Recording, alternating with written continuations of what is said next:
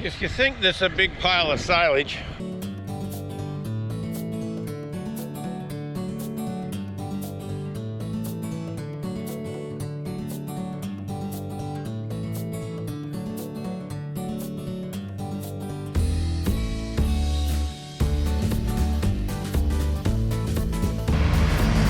hello everybody, welcome back to the channel.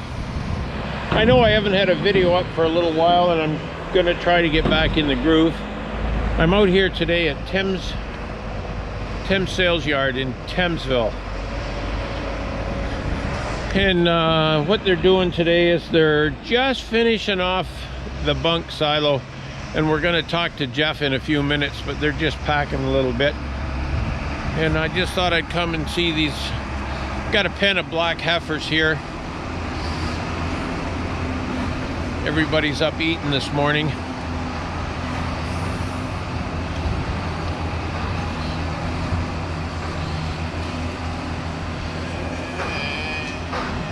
Yeah, you look pretty good. They look even better on the barbecue.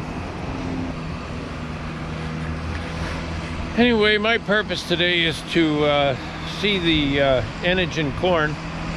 We're going to get out to the field in a minute. Today is their last day of cutting silage, and we'll get Jeff to tell us about it in a minute. Right now, they're finishing. He's pushing up and doing a little packing. They keep two tractors going. One's just a packing tractor, and the other one has a blade on to shove it up.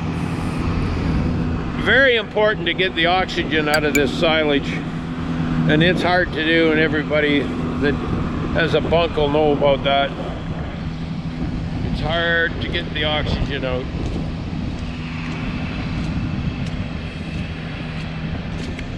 So you have to just keep packing all the time.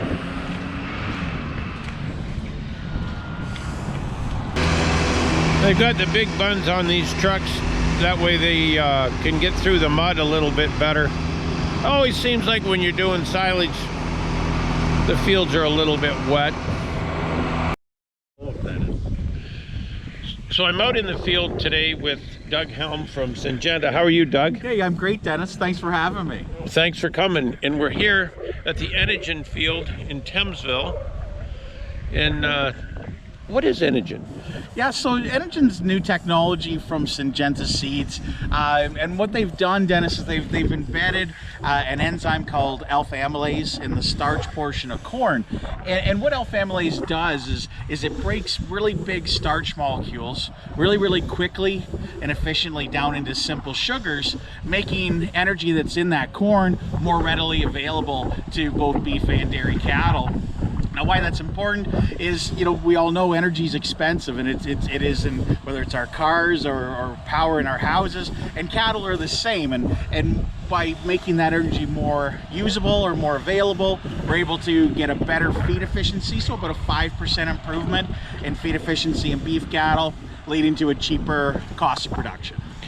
So you're saying they would eat 5% less and gain the same? Yeah, so there's two ways of looking at feed efficiency, and you're right, we can either feed a lesser expensive ration to get the same results we're getting today, or in the case of a beef farm like what we're sitting at here today, they could potentially feed the same ration they're feeding today and expect to get better performance. Now, is this something you could use in beef and dairy? Yeah, for sure. So we've seen similar effects in both beef and dairy cattle. So in beef, we see an increased rate of production, so more pounds of gain per day.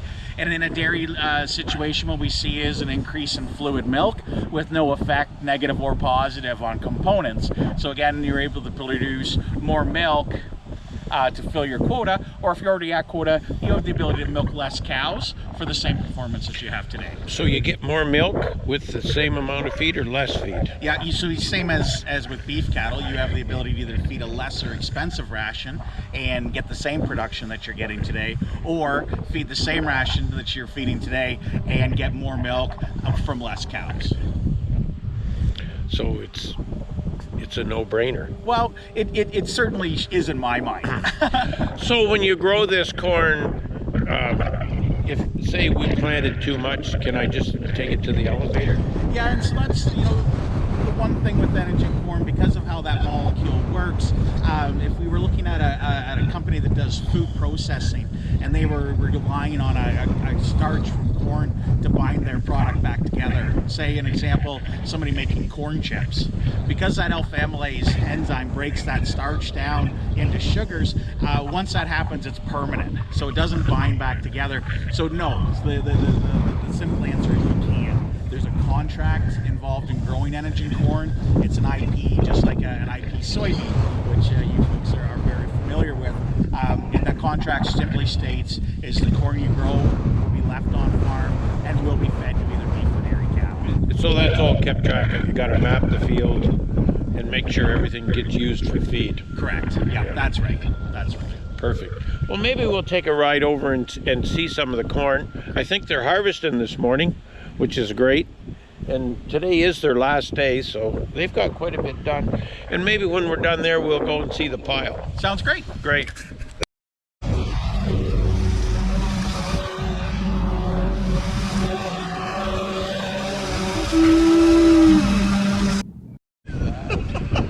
So I'm up here with Jeff. How are you, Jeff? Pretty good. And Jeff's been on the videos before. If you go back and look at some of our old videos, I was here doing silage 2 years ago, or last year. I think it was 2 years ago. Was it 2 years ago? Time flies and you're having fun. That's right. So, we'll take a look at the silage, Doug. Yeah, sure. So again, as we were saying out in the field, the Enogen hybrids are just standard dual-purpose corns, so you won't see a whole lot of difference today. What we do find with the hybrids is that they do in silo really, really fast. So you'll find that they heat up like a normal corn would, but they cool down really, really, really quickly. So a couple of things, they preserve nice, so you putting it over the top here works out really good, Jeff. It's going to stay fresher, but the nice thing is when you go to feed that corn to your cattle later on in the day, today or next week, whenever you get around to it, you're not going to get the same acidosis or stomach upset. The product feeds out like in siloed corn really, really quickly. Good. So, what do you think of it, Jeff? You've been feeding it. This is your third year? Yep, this is our third crop of putting it in. We grew 8 bags 3 years ago and a little more last year, and then we grew a full tote this year. We're very happy with how it's performing. I don't see why we won't keep growing more as the years progress. It seems to ton out well. Yeah, we haven't done any of the calculations yet on where we're at, but just visually out in the field, you can tell that the tonnage is there, and it stands a good foot taller and good girthy stalk. We're very happy with it. It's hard to know in your operation, your feed efficiency. You've really just got to go by the research. That's what the research is for.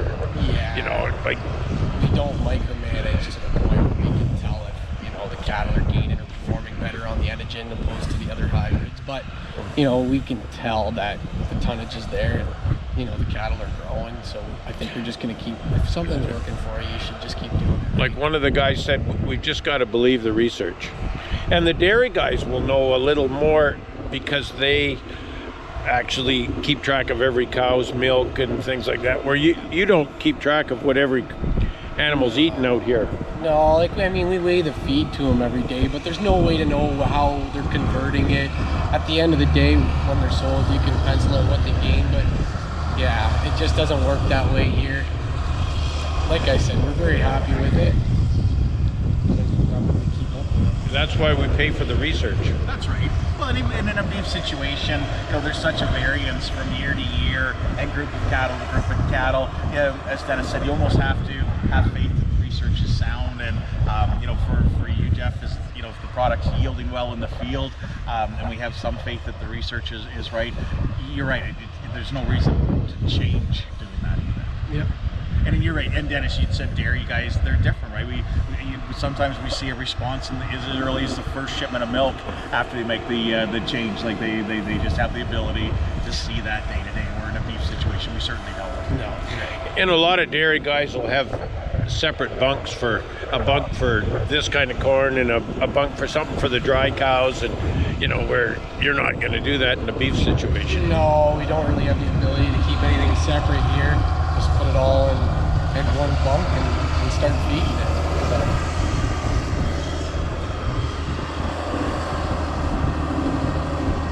Packing's a big part of the job, isn't it? Probably the most important of it all. Get the air out of it, get it packed nice and tight. So that's one thing that we do, you know, stress on, is make sure when you're putting that feed up that it's packed good and tight. You think it's a waste of time, but it's the most important job. Yeah, there's a lot of fuel burn, but we think it's worth it.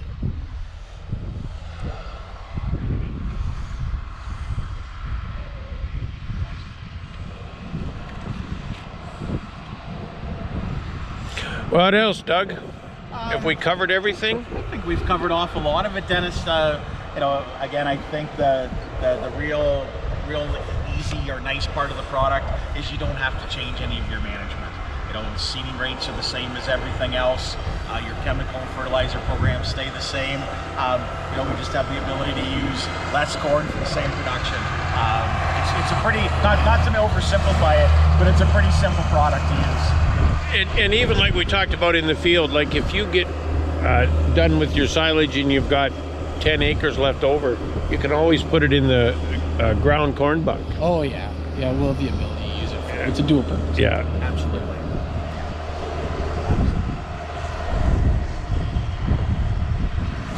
well, good. I think with that, I'm going to take off.